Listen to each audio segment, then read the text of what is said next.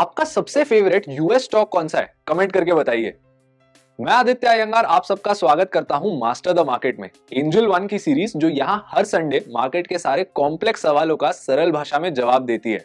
शुरुआत करने से पहले हमारे यूट्यूब चैनल को सब्सक्राइब कर लें और बेल आइकन दबा लें ताकि ऐसे हाई वैल्यू एजुकेशनल वीडियोस आप मिस ना करें। अक्सर हमारे कमेंट सेक्शन में सवाल पूछा जाता है कि यूएस स्टॉक्स में इन्वेस्ट करें या नहीं।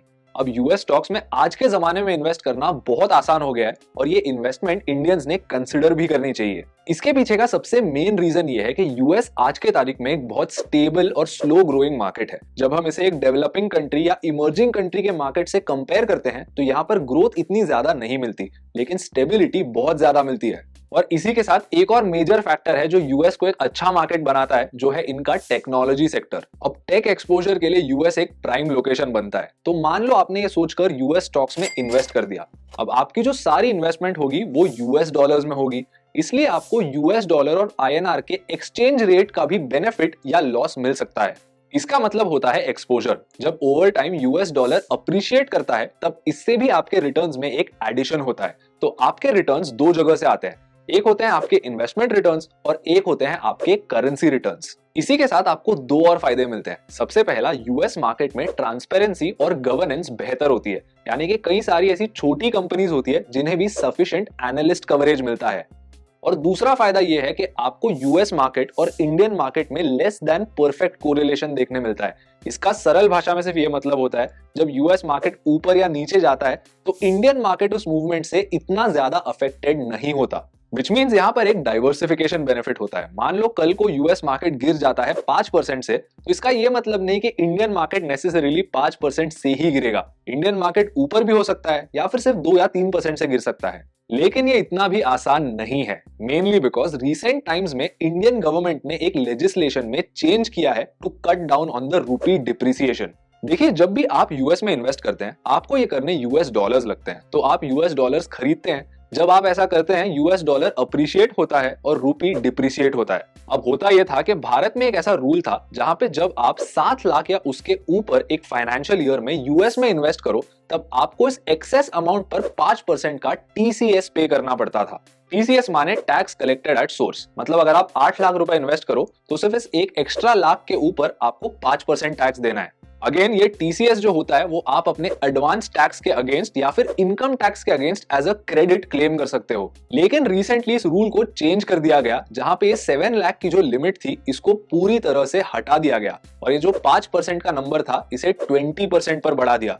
तो अब आप 1 लाख रुपए भी अगर इन्वेस्ट करो आपको इस पर 20% का टीसीएस पे करना पड़ेगा। अब प्रॉब्लम यह है कि आप ये एक्स्ट्रा 20% जो पे करते हैं उसका एक बहुत बड़ा अपॉर्चुनिटी कॉस्ट होता है। ये पैसे आप कहीं और इन्वेस्ट कर सकते हो। तो इस प्रॉब्लम को आप कैसे सॉल्व कर सकते हैं?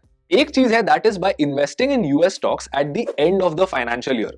भारत में फाइनेंशियल ईयर 31 मार्च को खत्म होता है। तो मान लो आप मार्च में इन्वेस्टमेंट करते हैं तो आप जब इनकम टैक्स पे करेंगे जून में, आप इस पूरी टीसीएस अमाउंट का एक क्रेडिट ले सकते हैं इस टाइम पर। इससे क्या होगा कि जो एक्स्ट्रा पैसे आप पे कर रहे हैं वो कम से कम टाइम के लिए आपसे दूर जा रहे हैं, ना कि एक पूरे साल के लिए।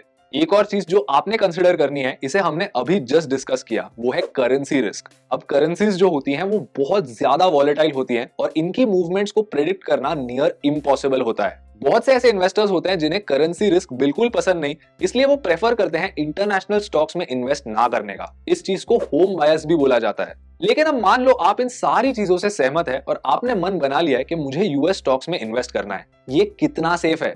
ओवरऑल अगर आपको बताऊं, आप यूएस स्टॉक्स में एक एसआईपीसी मेंबर ब्रोकर के थ्रू इन्वेस्ट करते हैं तो आपके पैसे $500,000 तक इंश्योर्ड होते हैं। $500,000 माने approximately 4.5 crore.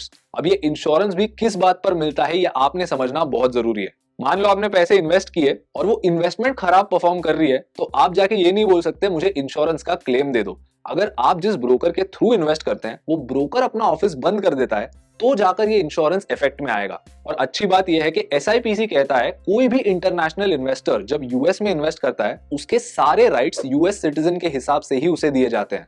As long as you invest through a reputed and regulated platform जो एक SIPC मेंबर है, you are good to go. Anyway, आपको क्या लगता है, यूएस इन्वेस्टिंग वर्थ इट है या नहीं? कमेंट करके अपने व्यूज बताइए। और अगर आपको इस वीडियो से कुछ नया सीखने मिला तो इसे लाइक कीजिए और हमारे यूट्यूब चैनल को सब्सक्राइब कीजिए। बेल आइकन दबा लीजिए ताकि आप ऐसी इंटरेस्टिंग चीजें सीखते रह सके।